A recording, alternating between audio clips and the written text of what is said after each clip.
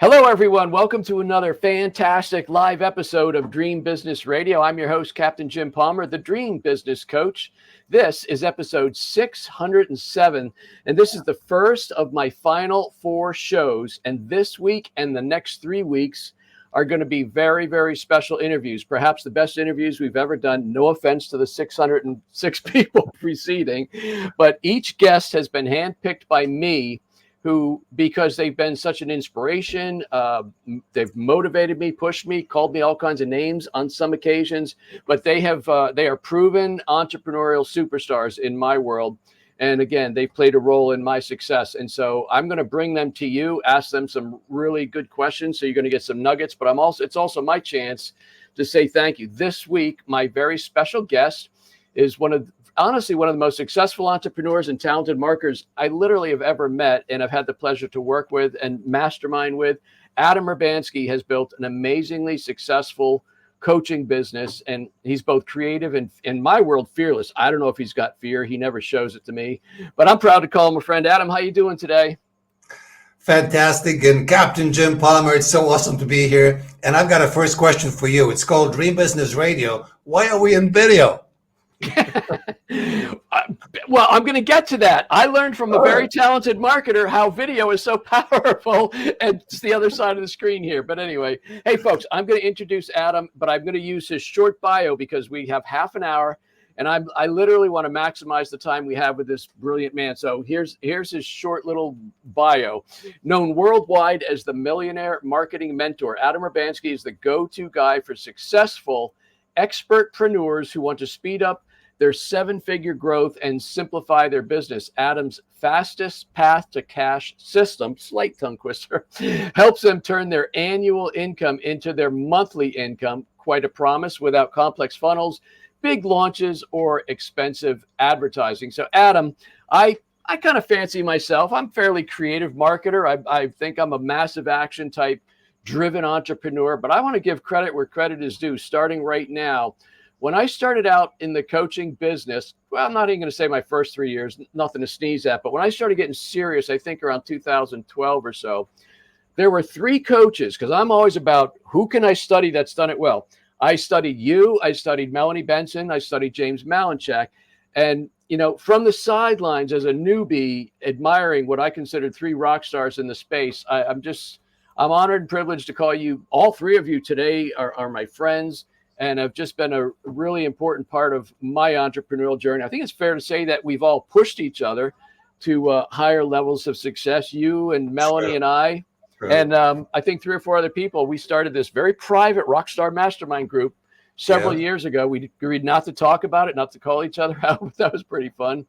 So anyway, Adam, there's a few people who may not be familiar with your work. So just give the short version. I mean, obviously, with your accent and that beard, you weren't born in this country, and you came here and you started the restaurant business. Tell us the short version, if you would. Wow, short version. Coming to U.S. with $194, didn't speak English, had a hotel paid for 10 days. Fast forward a decade later, and I sold my 7-figure multi-unit chain of restaurants, small coffee shops, bagel shops. That's the short version. There you go. And you went from there. And after you sold them, you sort of stumbled into coaching, found out you were good at it. But I know there were some building blocks along the way. But you started. Jim, I think that's a really good first lesson maybe to share. Okay. Because here's the thing, I exited the restaurant business, even though it was fantastic. I kind of had a bigger vision for myself. So maybe that's one lesson, right? What's your vision? And if something isn't satisfying to you at the moment, it's perhaps because your vision is too small. And I sold it to go into a different business with partners, which didn't pan out. But when, coaching did not exist in 2000, sort of barely. If you told somebody you were a coach, they would ask you, what do you coach? Soccer, football, baseball, little league, what do you do? Life coaching, business coaching wasn't known as it is today. Consulting was. But here's my first lesson, like really big lesson for an entrepreneur. I started hanging out with other consultants, and no offense to all the amazing people out there. What I noticed is they were really good at doing what they were doing for other companies. They walked in to work with a company, they were making magic happen. but they could not grow their own business. And it was just mystifying to me. So I looked around, I looked at my, local association or gathering of consultants, who were the people at the top, like the leaders of the group, and what they drove and where they lived. I'm like, wait a second, these guys are not it.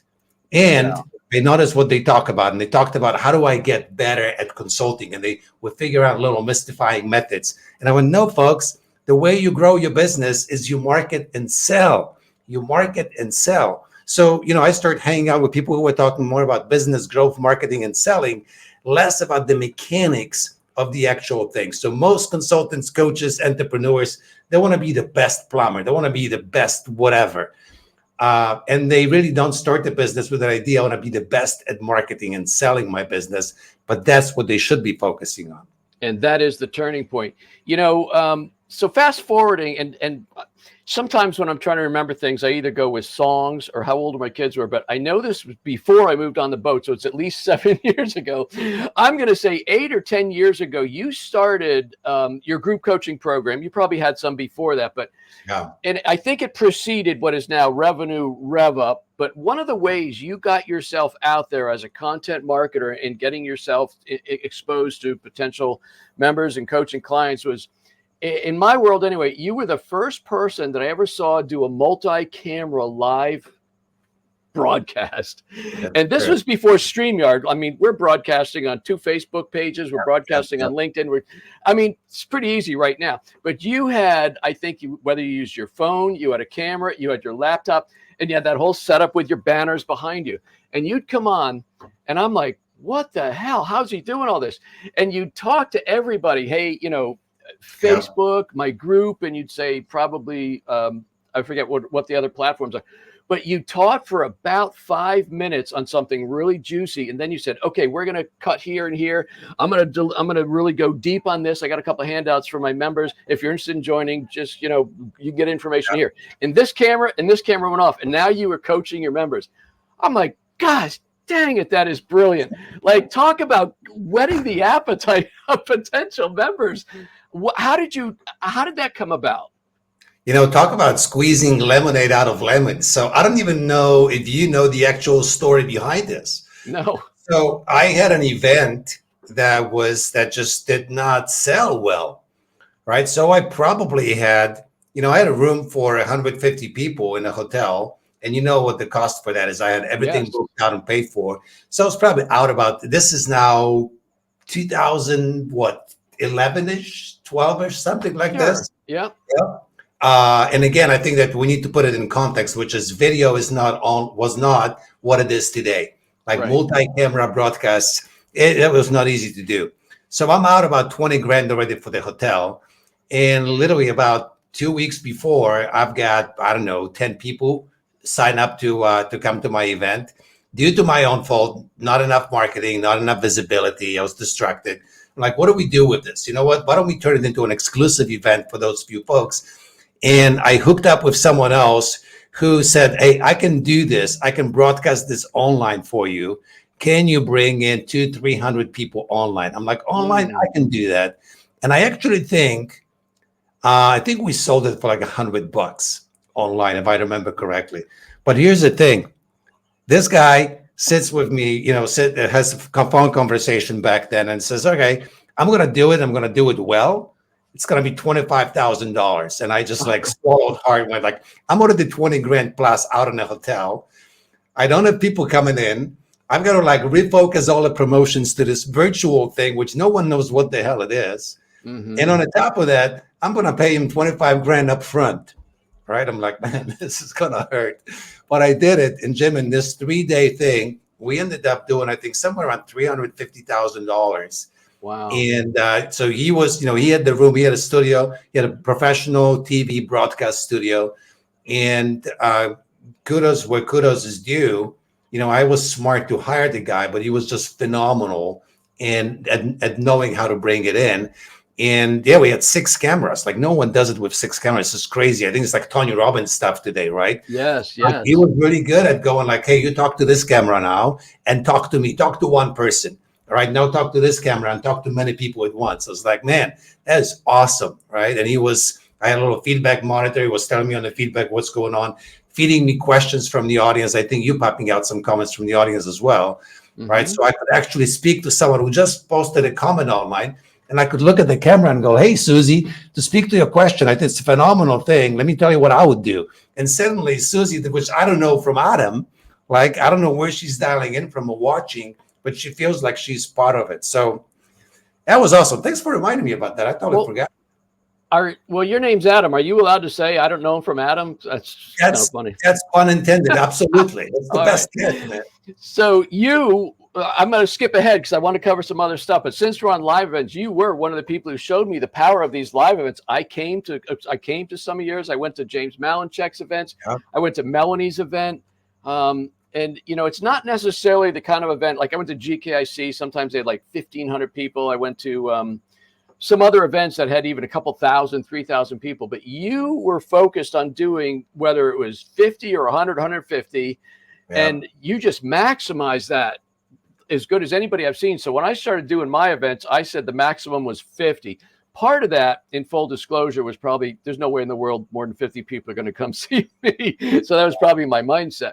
But, I then realized how much money could be made by putting on a really good, well-orchestrated, profitable micro event. Yeah. Right? I agree with you. And, so like my goal was always around 100 people. 125 was kind of our sweet spot. And there were, we never actually broke $1 million. That was never my goal. But we came pretty darn close to $1 million out of an audience of, 125 people in the room. And so I let the audience do their own calculations in their minds, right? How profitable it can be. And what I loved about it is actually there are two lessons. One, I think my first 4 or 5 events, I could not, maybe even like first 6 events, I could not break beyond 40 people. Just no matter what I did, I couldn't bring 40 people into the room. And then I realized that it was all my own mindset. I had a need that dictated that I need to know every person in the room. And I need to, as I teach 3 or 4 day event, I need to speak to each person individually and customize my lessons to them. Like that was in my head, that's the only way to do it well. And then when I was able to shift it, I still remember the first event, we had 100 people in the room, someone walking up to me and introducing themselves, and I didn't know them from Adam. And I was like, wow, look at that. Someone signed up for my event. Back then we sold tickets for $1,000, $2,000, $3,000 per seat. They came in and invested that much, flew across the country for 3 or 4 days. And I did not know them. I was like, wow, that's magical.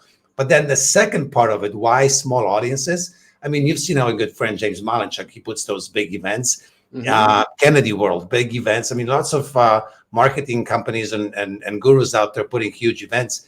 To me, that's so much logistics that it almost cannibalizes the reward for me. It's just too much effort for the payoff. I would rather keep it smaller. Yeah, maybe my payoff wasn't 3 or 4 or 5 or $10 million in the weekend, but I kept my sanity along the way, and I could perpetuate this year over year. Yeah, there's a lot to speak to that. Now, you invited me out to speak at one of your events in California. This is back when I was substantially growing. Flying on stage, man. I'm growing No Hassle newsletters. And one of our mastermind meetings, we're talking about what works well. And I said, well, I've turned the newsletter guru into, super newsletter guru. And back then I'm doing, little cartoons or caricatures. I had the Superman thing ripping open my shirt. It said NG. And so I'm coming out to speak at your event, and you said to me, make sure you bring your cape. I said, I don't have a cape. It's marketing. You said, bring a cape. No, I think what you said is, Jim, bring a cape or I will embarrass you 9 ways from Sunday. Something to that effect. So for $50, I got a silk cape. Now let me go here. I think we can pull this on. That somewhere? Yes, there we are. So that's you on the left before your big beard. You're holding the microphone. You just introduced me. That's Melanie. She's filming me with my camera, but she forgot to turn the camera on. So, and there I am. Adam, I don't know if you even know this, but I was so nervous because the super newsletter guru is not going to walk up the aisle after you introduce me. So I wanted to make sure, and that's not like a 1 foot riser. That's easily 30 inches or something. So I'm like, I get there the day before and I meet the AV guy and I said, what time do you open in the morning? And he goes, well, it starts at like 8 or 9, but I'll be here at 6:30. I said, I'm going to be here at 6:30. I came down. I just woke up, came at 6:30. 3 or 4 times I ran from the back of the room because I wanted to jump up on, and I think, God forbid my feet catch and I face plant. So I practiced and I ran up there with my cape. So that's the story behind that, folks. It's kind of funny. Oh my God. But and the thing is, so it's like, wait a second, you wrote the book that says something like "Be scared, do it anyway" type of thing. Well, just say yes. That my book was Just Say Yes. Something, yeah. But the lesson that comes to mind, it's like, practice. Like obviously, so you practice to so it comes out good. But I still remember like introducing you and watching you even before, and having our little chit chat in the back before that. Man, you were so nervous, right? The whole thing, like the escape thing, was out of your comfort zone. This whole run on stage as a superhero was out of your comfort zone. You did it anyway. And look at that. Look at the story that you've got out of this years later. It is about 2 things. Well, it's about making connections, introducing yourself to a new audience. It's hopefully about making sales, but it's also about being memorable. Yeah. Big time. And I forget who I first learned that from, but being memorable. And sure enough, I'd be at different events and go, hey, you're the guy with the cape, at least 3 or 4 times, within a year after I spoke at your event. So it's very powerful. So when is the last event you did? Were you doing them up until COVID, or are you not doing those anymore? No, I think I stopped in beginning of 2018 was my last one. And I only did it because I had tickets sold and I had to fulfill on it. Yeah. But I kind of I was already like end of 2017. I was done with events. So, all right, I'm going to switch gears here because this is, first of all, so that's humongous game changer 1 that I give Adam a lot of credit for, which is pushing me into doing my own live events. That was, when I tell my own clients, that was the last, beast, devil, whatever that I had to slay. First, I got over public speaking, so I go out and speak, but then to put on your own event, as you said, you got to book the room, guarantee sleeping rooms. They expect you to spend so much on food and catering, but all of that. But, you and again, I'm going to mention James Malinchek said his first event was in like the basement of some hotel, and I think he had 12 people. Well, I had 42, so I said, okay, I'm off to a good start. Anyway, so let's switch gears because literally this was another big push from you, courtesy of you. When I started speaking, there was about 14 months. I went out 32 times around the country, a lot of GKIC events. Wow. And I added 100, 150 members to No Hassle newsletters, which was a tremendous boost to my revenue. But then there got to be a point, and sometimes this happens when you're an entrepreneur, you're a little less hungry because you got more money coming in. I go, and on one of our calls, we're chatting. I said, man, I'm just so tired of the travel and, the security. You get to the airport and you said, well, duh, Jim, just stop traveling and start doing interviews on podcasts. That's what I'm doing. And it was just like a light bulb head slap moment. And I said, well, what do you mean? And I knew of podcasts. I don't even remember if this was before mine or not, but you said, I don't have to go away from home now. I do podcast interviews. So I make a connection with the host, whatever audience is there. And when I'm done, I'm still in my home and, I don't have to do anything. Now, coincidentally, when you told me that, I think you've mellowed with age, by the way. My recollection anyway, is you used to say things with such force. It kind of felt like you slapped me in the face. I don't think you got physical, but it was like you were so direct with me. I've heard that a number of times, yes. And I thank you for that. But anyway, that was right around the time that I hired my daughter, Jessica Rhodes, as my VA, because she wanted to be a stay-at-home mom when she was pregnant with Nathan. I gave her many tasks, but one of them, I said, yeah, Adam says I should be a guest on podcast. She said, well, let's figure that out. And together we kind of figured out how she was going to get me booked. She literally, in the first couple of years, I did, I think, almost 300 guest interviews. Wow. That's what literally another huge boon, not only to selling my books, but that led to my coaching program getting filled up. Of course, unless you're under a rock, Jessica Rhodes as the founding member of Interview Connections, which literally she created the industry of podcast guesting. Yeah. So when did you make that connection, and how? Were you tired of traveling too, or how did you make that connection? No, I think that we're actually, my start with this.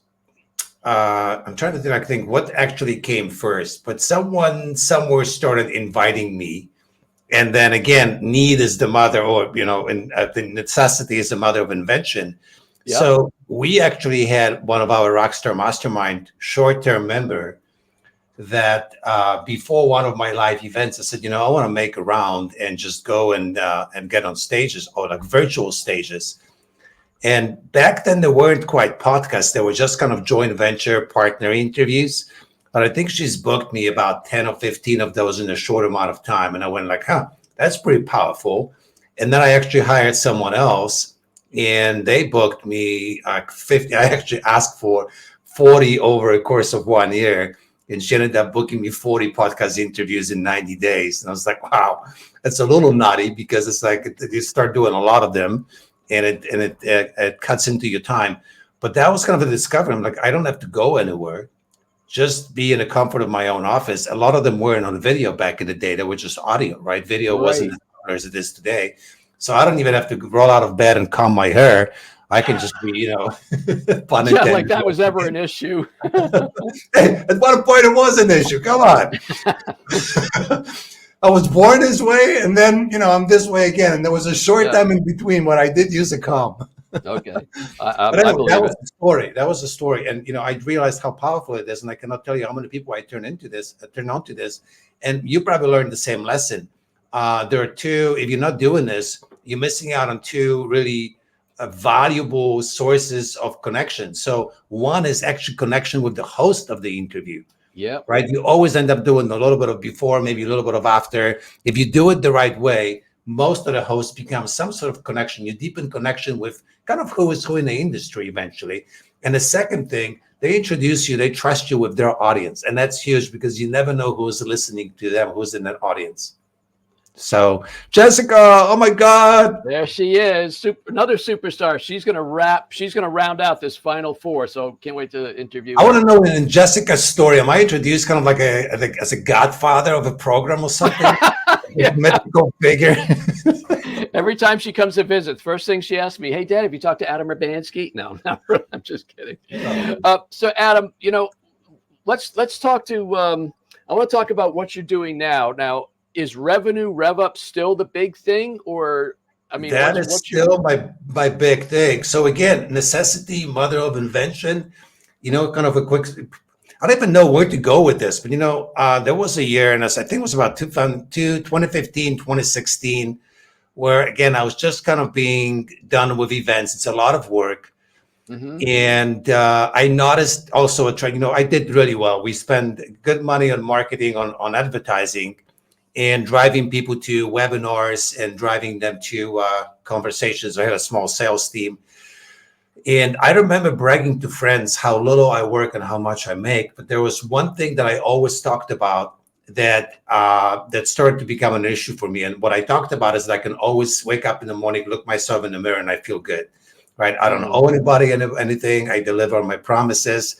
And I started noticing, like, I make good money, but the success stories in our program were just not as big and as frequent as they used to be. And I'm like, something just doesn't feel right. And with all advances in technology, I noticed two things. One, I myself created like 24 different courses, and now we had to launch and promote them. Not enough time. Second, our clients were just so confused which platform I use, which marketing path I use. And I'm like, what, I'm done with this. So I literally stopped marketing for almost a year, Jim. Phased out all my programs, hit all the courses, delivered with all the clients we had. And I'm like, okay, what do I do next? I seriously consider getting out of marketing and doing something else. And then I said, what, let me analyze like our best clients, what worked for them. And we distilled it to pretty much four different things that they focused on. And so I structured the program around this, launched it, and my goal was to help people make $10,000. Okay. And out of 10 of our initial test group, we had 10 people. 2 ended up doing over 100 grand. 7 did over 40, like 40, 50, 60, 70. 1 did 0. And I'm like, wow, 1 for 10. That's not bad. Sure. All right, let's see. Maybe I just got lucky. Let's do it again. Almost identical results. 2 people over 100 grand. Most did around 50, 60, one flatline. I'm like, once is lucky, twice is a fluke. Let's see if we can do it one more time. And the third group, we just knocked it out of the park. I think we had like 4 or 5 out of the group of 10 that did over 6 figures. And one person still flatlined. I don't know. That's just like, somehow I can't overcome that. But, essentially, I figured what's the shortest, fastest path to cash for clients? Let's simplify everything they do. And we realized that when people come to us roughly making around 100, maybe just under 100 grand a year, we can pretty much help them make that in a quarter. And that became our thing. So we now, actually, we're running group 43. I'm about to run group 44. And that's it. The rest is history. That is phenomenal. Here's something else. In the process, I ditched my email of almost 50,000 subscribers. I've not email promotion in almost 8 years. We just recently, at the end of last year, turned advertising back on because I want to scale beyond where we are at, and organic only won't do. But all of those years running our own 7 figures, we've launched multiple 7-figure businesses for our clients, all of that organic. We got about 4 minutes, and I've got one more question, and then I want to save a couple of minutes. I'm going to do a big reveal here. People that have been following me for a while know there's a story that I've told, but I've told it anonymously. I'm going to not break confidence because that's what we're doing here as I wrap up. So let me ask the question first. For entrepreneurs who are maybe new, maybe they're in struggle mode, cash flow wise, mindset wise, what advice would you give them about attracting the right kind of clients? And 2, because you mentioned it so many times, about coming up with a bigger vision than simply where you are now? Yeah.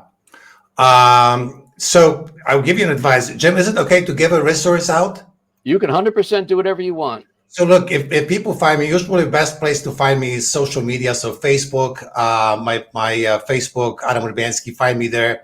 DM me and I'll hook you up with a dream business design formula, kind of appropriate, naming on the podcast. It's just my gift to you, and I'll walk you through the process. But if you're in this place where you need to sort of attract the right clients, look, simplify everything. Ditch the arm length technology and start talking to people. And show up teaching and giving value. Connect with people to A, discover what's really going on for them. B, leave them with something of value, and C, connect with resources. And only very, very remotely, D, invite them to explore doing business with you when appropriate. That's really it. Most people avoid talking to others, and that's what I struggle. So many people, Adam, that are in struggle mode are relying on email alone. And to me, it's like, if you're an email rock star, maybe you get a 10% deliverability. What if you get 20? It's kind of unheard of, right? But that means 80% of the people who know you aren't hearing from you. I'm not getting results because you're not talking to 80% of your people. Anyway, oh my gosh, that is so huge. Okay. Look, here's a tip. If you're getting a subscriber a day right now, every time you get a subscriber, crank up a little Loom video or do your phone and say, hey, Jim, just noticed you subscribed to my email. I'm so excited you're my new subscriber. Thanks for being on my list. I know it doesn't scale. Do that and watch people reply to you. Go like, oh my God, you actually recorded a message for me. I love it. So Adam, I tell a story, and you may have even seen it. I've talked about it for years in blog posts and all of different kind of things. I call it my most embarrassing moment as an entrepreneur. And basically, I really had to summon the courage to join this mastermind with some high-level rock stars, several of them in the coaching space. Well, if you've been with me for this whole half hour, you now know that our confidence has been broken up by Adam and Melanie and a couple other people that I haven't gotten their permission, so I'm not going to out them. But we're in this. I went to this first mastermind meeting feeling like I am the lowest man on the totem pole. I am the least smart, least aggressive, and I kind of said, this is what I'm doing. I got No Hassle newsletters, No Hustle social media, went on, blah, blah, blah, blah. And I'm starting a coaching program and it's okay. And I went on, and I'm kind of getting my courage up as I think about all the stuff I'm naming. And then one of the members of the mastermind says to me on a break, which I always describe as the saving grace. It wasn't in front of everybody, but on a break, this coach comes over to me and says, Jim, I'm happy you want to grow your coaching program, but I have a question for you. I know what you're doing, all the different ways you're trying to grow your coaching business, Jim, but I'm also aware of the things you're not doing. And the question I have for you is this: how is it you think you're entitled to achieve the same level of success as other coaches, perhaps me, some of the other people in the room, yet you're not willing to do the things that we do? How does that work for you? I've always kept that secret, but that was you, Adam Urbanski. And I must have turned 50 shades of red, like fire engine red. My ears were on fire hot. And I'm like, I don't even know. I blocked it out from my memory like a bad childhood beating or something, which I never got. But I flew home and I was like, that will never happen again. And that's when I got into Dale Carnegie. I got into Toastmasters. I went to hypnosis. I did everything I could to get over my fear of public speaking. I started going out and speaking. I then conquered my fear of my own live events. I'm proud to say, and not unabashedly because you dwarf me, but I've sold millions of dollars of coaching because of those fears that I overcame. And a lot of that I owe to that brash guy who got in my face, and his name, folks, is Adam Urbanski. All these years. Oh, Jim, I don't even remember saying that. I'm sure you don't. I mean, it was a non-event for you. You were just being kind to a fellow mastermind member. And you said, and you asked me, I think it was a sincere question. I don't think you were meant to make me feel like a piece of crap, but that I had to go, how do I think I'm going to, in my world, I said, I'm going to be successful, but I can't do this. So I'll go all the way around here. And you said, that isn't reality. And it caused me to tackle the demons that were currently shortcutting the success that I enjoyed for the last, umpteen years as a coach. And so thank you, my friend. Thank you for providing my most embarrassing moment, as that's where it's Adam, everybody. Jim, you really own all the credit for that. Again, I don't even remember that. I'm glad you took it the right way and didn't just go into a fetal position and go like, I'm not worthy, but instead you took it. I quit. Let's do something with it, So that's really the mark of a great man. You took a punch, maybe it was most likely wasn't intended, right? But he took that punch and you went like, all right, I got it. You knocked some sense into me. Let me know, go and do what needs to be done. That's it. Thank you for being generous. I truly, I don't know if you can think of anybody, and you don't have to name anybody, but when you were starting out and you looked up to certain people, again, when I thought Melanie was kicking butt with her coaching program, you were doing tremendously well, Malinchek, and for me, as I look back, and I'm doing a lot of reflection this last year here, the people that I've met, that I've become friends with, and kind of we've helped each other, you're right there at the top of the list, Adam. I greatly admire you, respect you, and thank you for coming on. And finally, please give that resource again, because I completely forgot after I've outed you now. Yeah, just DM me on social media, on Facebook, ideally. Okay. That's where I see messages the most. Or Instagram, anywhere you DM me, just say Dream Business Design Formula. And it's about 30-minute recording that walks you through the process of really crafting good offers, but very importantly, organizing what you are really good at and passionate about into something that when you offer it to people, they're very likely to say yes to your invite. Awesome. Adam, thank you so much. It's been so much fun connecting with you again. I'm really admiring also the length of which you're able to grow facial hair. I'm Amazing what we can do in our older days. Jim, it's been a pleasure. Look, it's been an honor to call you a friend and a privilege. I really appreciate you giving me a lot of kudos and accolades on this call. The older I grow and the longer my beard grows, to realize, all of us, we're just vessels and stepping stones on other people's journey as well. So hopefully that message encourages other people like, hey, roll up your sleeves, do the work, just show up every day, do 600 plus episodes of podcasts, and you'll be just like Captain Jim Palmer. There you go. Oh, folks, that wraps up a very special interview. I don't know how we're going to top this, but I'm sure Melanie will take it to the next level next week. I think it's Melanie. Yes. Anyway, I could be wrong, but next week's interview will be just as good. And, thank you to my very special guest, my mentor, serial entrepreneur, Mr. Adam Urbanski. You can connect with me if you still want to for 6 months at getjimpalmer.com. I suppose I'll leave the website up, but anyway, I'm going to be driving this big rig all over the country. But that's it. Until this time next week, another fantastic interview. I am Captain Jim Palmer, the Dream Business Coach. You take good care.